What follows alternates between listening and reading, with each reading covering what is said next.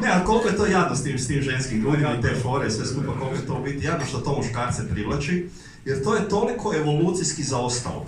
Muškarce privlače žene sa većim grudima, evolucijski, zato što je prije to bila nekakva garancija da će njegov potomak imati dovoljno mlijeka da preživi. Tako, to više nema nikakvog smisla. Zašto nas to danas privlači? Jer realno današnji taj potomak neće grudi staviti u usta do srednje škole.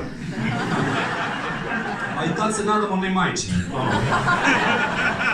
Isto tako muškarci koliko su primitivni, njih privlače žene sa lijepom stražnicom, sa širokim kukovima. Jer opet veća vjerojatnost da će biti lakši porod. Danas to nikakvog smisla nema. Danas ginekolog ima onu vakuum pumpu, pa on dijete kroz ključanicu izvuče, ako treba će ti tražiš ovu sa širokim kukovima, pa nađi najužu da ti je dobra. To je to.